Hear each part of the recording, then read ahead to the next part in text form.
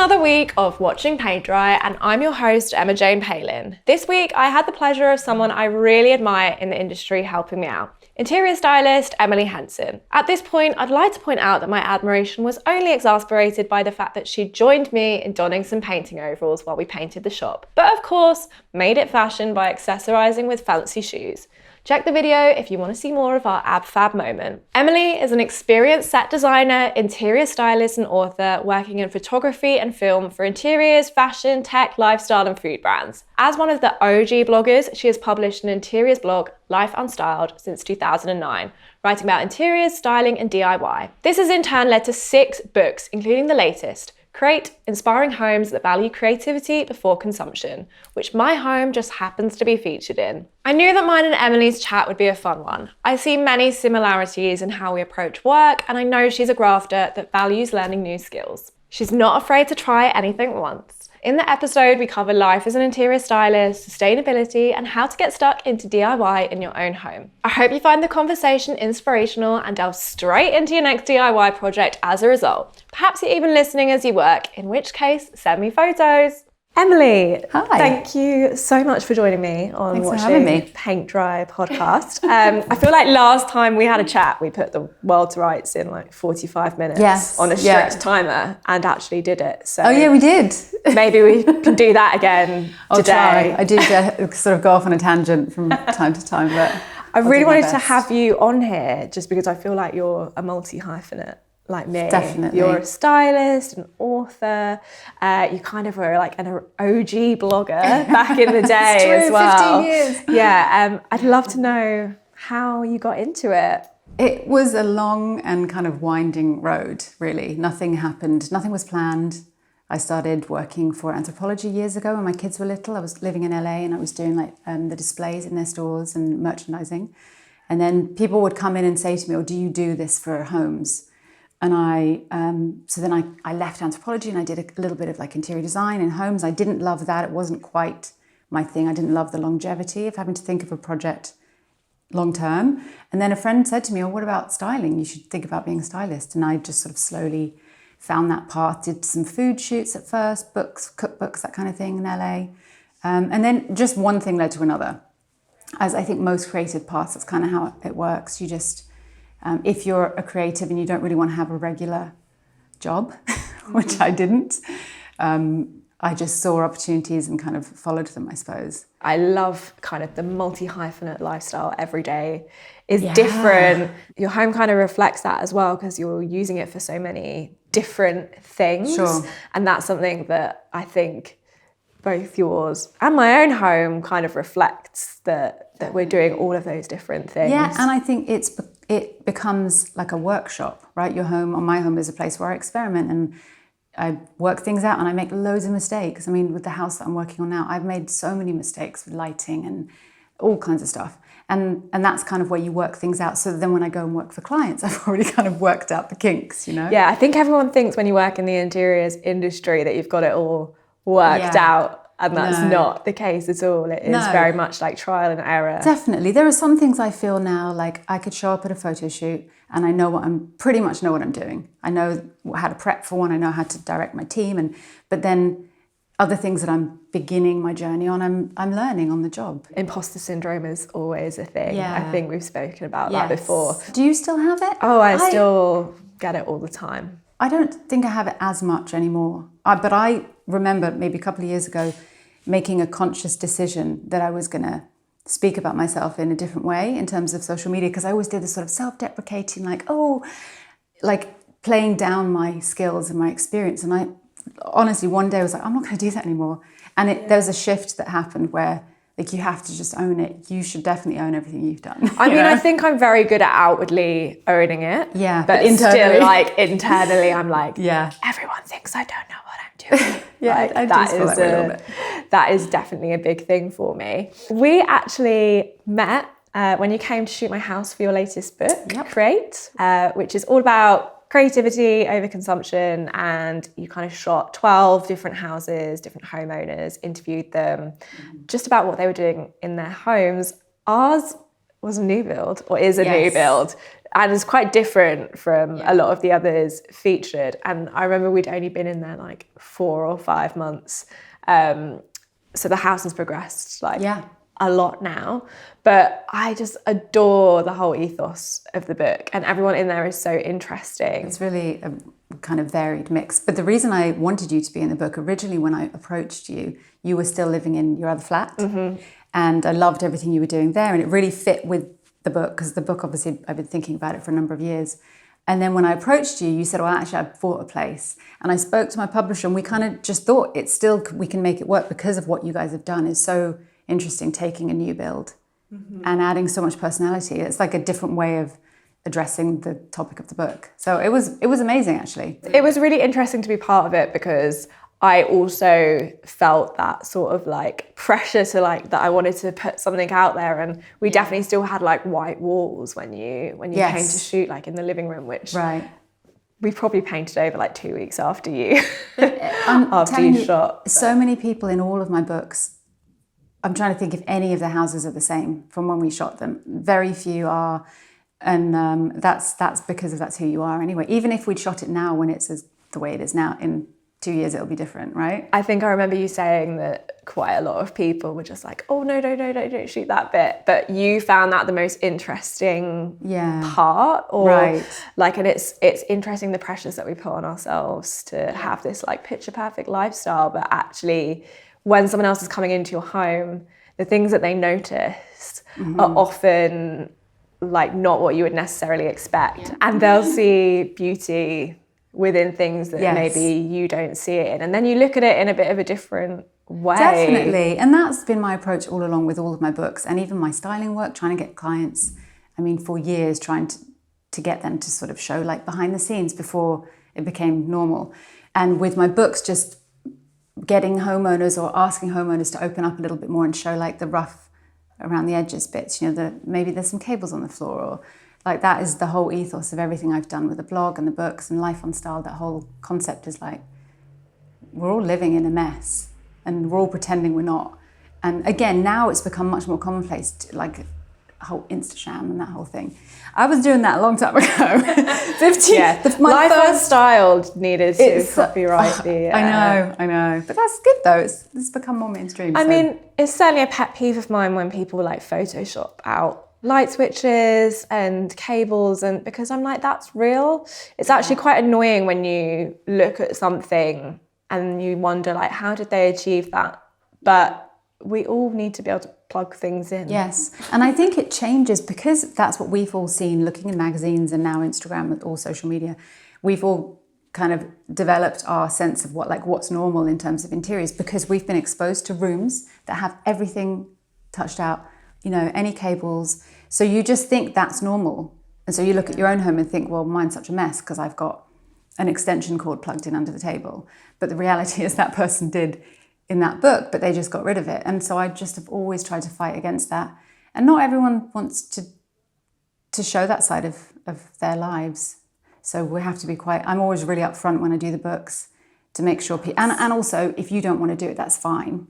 There's that balance, you know, I want you to feel proud of your house as well. It's about you. When I do the books, it's about you and your home and your story. I'm like the curator, it's not my style. I think that's why I'm drawn to what you do, just because it really is about the homeowner and their personality. It's not necessarily to do with a style, and just it being a little bit more attainable for people as well. Like I always recommend it because I'm like, you can read the book and come away with actual inspiration and advice that you can do, rather than it feeling unattainable or like you need to have a lot of money. Yeah. I'd love to know how you came up with the concept. In all of my previous books, I'd say, or 4 of them, there's always been a chapter called Creativity Before Consumption. I don't know, I just started talking about it a while ago, that idea of just what it sounds like, being creative before you buy something, specifically before you buy something new. So it's more like creativity before mass consumption, I guess. And so I'd always had a chapter in all of my other books, and I finally thought it's time to do a book dedicated to that. And I think finally things had gone like a little bit more mainstream, and the whole concept of reuse, all of that. People had been doing that for years, but it's become much more mainstream now. So it felt like the right time for a book dedicated to that. And it was a really fun one because some of my other books have been more about like modern rustic, about a specific style, or bohemian modern, where even though the houses are still varied, there's still like a theme. And this one, the theme, there was no linking theme in terms of the style of homes. It was just about people who'd been creative in the way that they decorated or redesigned. Or do you have a favourite trick that you learned? Well, I think one of the things I loved there's a number of houses in that where they did bare plaster on the walls. And I know that's not a new thing anymore, but it was done in like a variety of different ways. So, there's another house in Margate where she did like a really beautiful silvery plaster that looked so high end, and it was literally just unpainted plaster. And then someone else did the more pinky and then updated it with painted lines. And I think that was a good takeaway for me, just in terms of adding a bit of texture to your home. Yeah, I feel like you've definitely taken that and run with it in your own little renovation project as well. No, but it suits you. I was inspired by the house that's on the cover of the book. She had an amazing place, and I was quite inspired by that. She had a lot of texture, not necessarily bare plaster, but just there wasn't a lot of pattern. There was texture, so it was in the walls and it was in the furnishings, and I think for me, I don't love a lot of bold pattern and colour now. My house 15 years ago in LA was all brightly coloured vintage furniture and pattern, and now I just need it to be a lot calmer at home. So for me, it's really worked to have that more muted palette. That's interesting actually, because I think people sometimes don't necessarily talk about their style evolution, and they think that once they've, prescribed to a certain style, they have to stay that way all of the time. Or if they think, I'm into colour and pattern, I'm a maximalist. That's not necessarily not at all true. I think we're changing as people all the time, right? And I think your home is an embodiment of your personality, or it should be, I think. And so I'm constantly changing things I like. There's probably always like an underlying theme that's the essence of me or the essence of you in your home, but there's always experimentation. And I think it's, 15 years ago, my other house, I had young kids and there was a lot more chaos. There was stuff, I had toys, and now it's all mine. Yeah, you're in the stage where the kids have gone, exactly. So you can have your own little respite by the sea. Exactly. And it's been so lovely to watch you kind of doing it up on your own, and all of I know you always say I'm turning into a DIY account, but it's just so nice to watch. Didn't mean to. And it empowers other people to do the same, and to just have a go at doing things. Like you've just done the exterior of your house, which, am I allowed to tell the story? Yes. Of the neighbour? Oh yeah. They were just complaining about the hedges, but So one of my favourite things that just has ever... and I've been over to your house, and I've seen the note on the fridge from a disgruntled neighbour, basically being like, sort your hedges, sort your exterior garden. You're bringing down the standard of the neighbourhood. Anonymous, posted in an envelope with a stamp. They didn't put it through the door because obviously I've got cameras, so they didn't want to get caught. But it's with the stamp. With the stamp, And it was signed concerned neighbour. Oh, I love it. It's one of my favourite things. And the fact that when I came over and you just had it on the fridge, and I was like, please tell me you're going to frame this. And put it by the front gate. It's just knowing who you are, the fact that someone had been And the funny thing is, on my street, I'm still quite a lot of elderly people. They're all bungalows, and it's all quite beige and manicured lawns. There's no overgrowth of any kind. And the outside of my house, the exterior looked terrible because I focused on the inside. I spent all my time and money on the inside because that's where I live, and the outside just had to wait. It's a corner lot, so there were hedges, really overgrown, but it was going to cost a fortune to do it. Everything just had to happen in stages, but they don't know.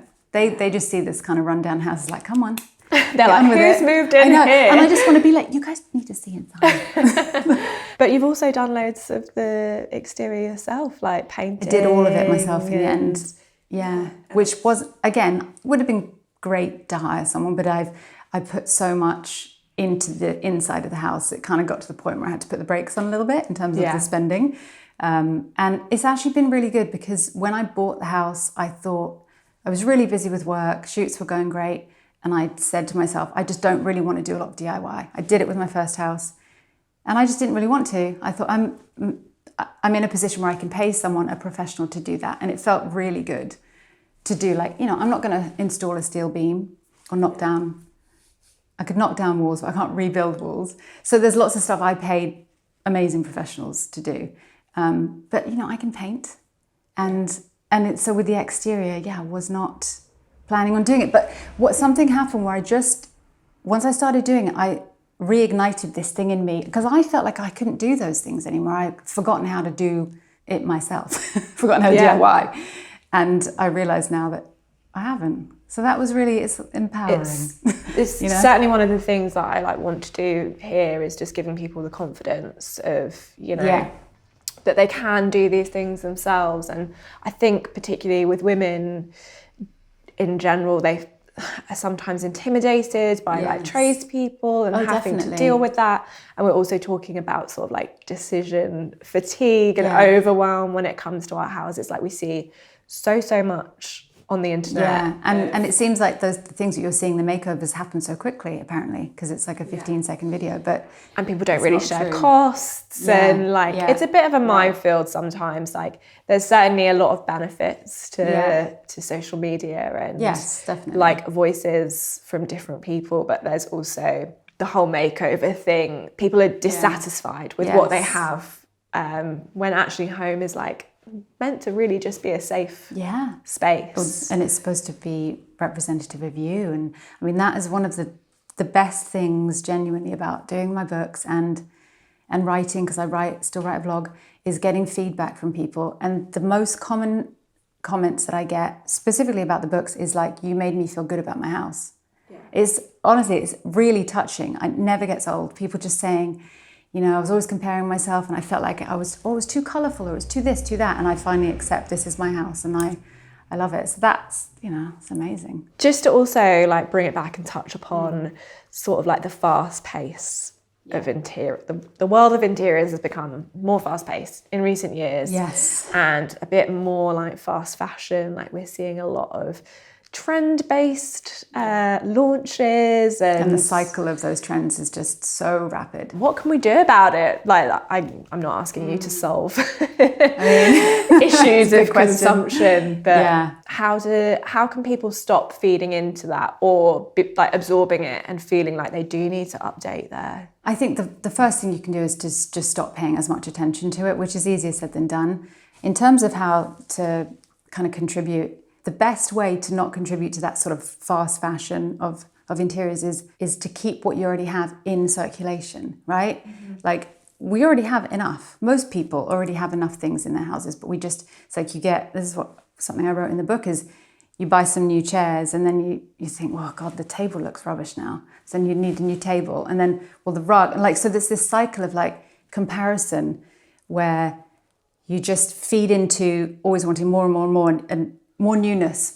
And it really doesn't have to be that way. I think that you just have to, like I said, be creative and reuse what you can. I mean, but the thing is, this is all it doesn't feel like new information. Mm-hmm. We've all heard this before, but you have to just start paying attention to it. You can be in a bit of a bubble when you're online. So we might see it all the time because that's what we're interested in. But mass market is obviously quite a different story. And actually, I think it's all about accessibility and ease. And I think some people don't necessarily view shopping vintage or shopping pre-loved. Yeah. Whereas I'm on Facebook Marketplace every hour. I know, it's true. And the truth is a lot of people can't afford to shop anywhere else than, I'm not going to name specifics, but those high street brands that do really affordable knockoffs of whatever trend they've seen. So I get it. And I don't judge it. I really don't. And I don't really know what the answer is, but I think everyone should really try to do something. And I do think it's keeping what you already have in circulation rather than, even if it's, you go to, big box flat pack store and buy something, that's fine. but just keep it. Yeah. Don't think of it as kind of a disposable. It's a temporary table because it's so cheap. Like, and hold like on to it. repurpose it if it's not fit for what you bought it for. Yes. Like there's so many, like, yes, that big retailer, so many hacks. I've got loads from there that so I've many had for hacks years. online that you can, you know, give it a refresh, update it, and get like really creative and find out who you are as well. Like everyone needs to experiment in their home, and like my home at 20 doesn't look like my home now, but I do still have pieces that I had when I was that age, because you don't change to the extent of like you need to redecorate a room every 3 months, which some people do. They do. And I think it was interesting what you said earlier about we're very much in our own bubble in the interiors world. And so I see, and you see, a lot of people doing the same things that we do. But you're right, there's a lot of people who want to redecorate entirely and have a lot of money. And that's just what they like. And that's fine. You can't help everyone. You can't stop that happening. But I think it's just about reaching as many people as you can. And just and to knowing do something big, small, something. Yeah, and that you don't have to have all of these things to make you a better person or a more well-liked person. Like your home can be really simple and cozy and welcoming and make you feel good. It isn't for anyone else. You don't need to impress other people. It's just what makes you feel good. Yeah, and it should be constantly evolving. That's how I feel. But then I've said that to people before, and because of what I do for my work, I love constantly rearranging. This is what I do. I enjoy Shopping it. your own home. Shop your own home. And I've said to people, you know, you should always be experimenting at home, and it's fun to move things around. And some people have said, yeah, but that's not my world. I don't want to come home from my job and rearrange. Once it's done, it's done. So I get that not everyone feels the same way as I do and maybe as you do. But yeah, it's about making sure that your home is representative of you. One of my favourite things about your house is your little reading nook that you have to climb up a ladder currently, and the death-defying kimchi seems to just like run all over the beams. But yeah, that to me feels like something that's so you just works so well in your house. So it was a no-brainer to do it, but yeah, and it's one of those things that has a lot of impact and looks like we spent loads of money, but weirdly it's like a steel beam, some flooring. It's one of those things that just has a lot of impact visually. But so when we knocked out there was kitchen, living room, little hallway, we knocked all those walls down so it's all open plan, and we knocked through the ceiling so it's just like a vaulted ceiling. And then above the kitchen, we decided rather than keeping the whole thing open because it was a big space, to have the builder put back in a little ceiling, which is a mezzanine. So, this was all done with no architect, so I didn't think through, it's kind of like on the job figuring it out. So that's why now I'm stuck with like a little weird rickety ladder to access it, because I didn't really think about where the ladder would go. But yeah, it's one of those things. I feel like you went up it very like elegantly and gracefully though. Yeah. And I was like, I've done it so many times. Okay, just to bring us a little bit like full circle, wrap it up. Obviously we've touched about creativity and DIY. If you are talking to someone that has never done this ever, never like picked up their own paintbrush or like done something, how do you think they should get started? So someone who's never done any kind of DIY? Never anything, complete novice, but interested and want to see. Yeah, I think probably it's not an exciting answer, but the first thing would be painting, if you even consider that DIY. Is that DIY? I think, because I've seen some dodgy paint application. But also, if you're painting a wall, then you might have to unscrew a light switch, and then you've got to get a screwdriver, and so then you're using basic tools, but you're slowly working your way up to bigger things like a drill or a saw. Or I think that's a good one. Or these are all good things to just learn, because I feel like it used to be everyone maybe taught their sons, like a father taught his son how to do stuff, and I was never taught anything like that. I don't know if you were. Not in the home, but I've followed by example. My mum was really she just kind of got on with it. So probably in that way, but there wasn't like this is how you do this kind of thing. Yeah. So the only way to learn is just to do it. Yeah, exactly. And I think often if you find yourself in that situation where something needs fixing, whatever, like right now, I think my washing machine's leaking and I don't want to, I don't want to pay anyone. So I'm going to go on to YouTube and have a look, and I might not be able to figure it out, but I'll try, just because sometimes it's about necessity as well, isn't it? Mm-hmm. That I don't really want to. Can't afford a new washing machine. Don't want to get someone out. Yeah, but it's about so corny, but just kind of like believing that you can do it, and you might not be able to fix it, but you can at least experiment and challenge yourself in that way. We're going to finish off with some quick fire questions. Oh God, okay. So just like really quick answers. Don't think about it too much. Okay, They're quite simple, but I'm nervous. Turns out some things are controversial within the interiors world. Oh. So let's see where you sit, on what side of the fence you sit. So first off, ready to go home or renovation project? For me personally, it would it'd be renovation. Yeah, I mean, I think I knew the answer to that. Yeah. Minimalist or maximalist? Personally, I straddle somewhere in the middle. I've been both. No, sorry, that's not true. Never been a minimalist.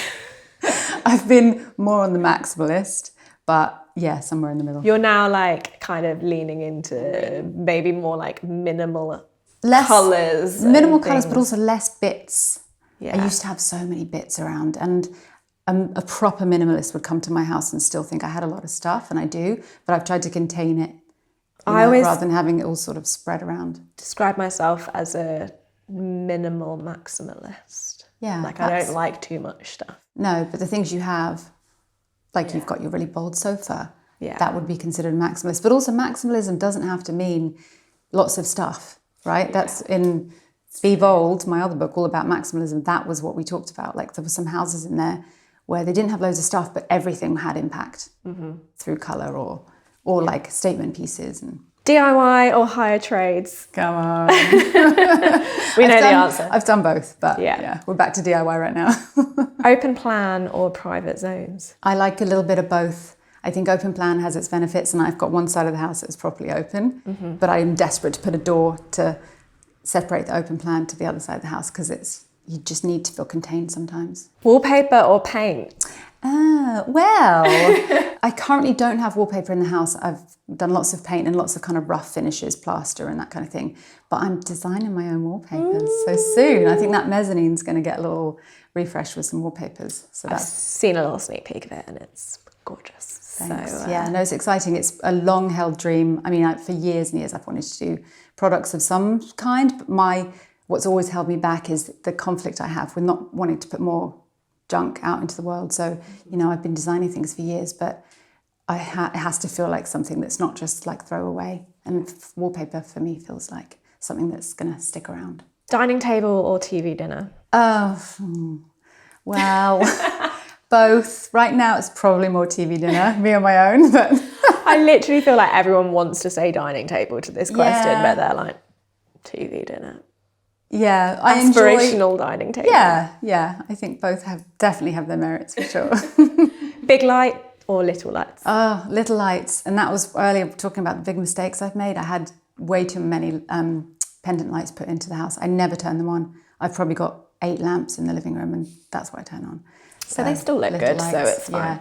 Yeah. Carpet, yay or nay? No. Never? I've really struggled with people wearing shoes on carpet. I lived in Seoul in South Korea for 2 years, about 20 years ago, and it has been ingrained in me to take your shoes off when you go in the house. But on top of that, never wear shoes on carpet. Yeah, it's just pretty. Look at the stuff that you bring in. Oh, no. Even rugs I struggle with. Really? For that same reason. Yeah, because I just think once you step on it, it's contaminated.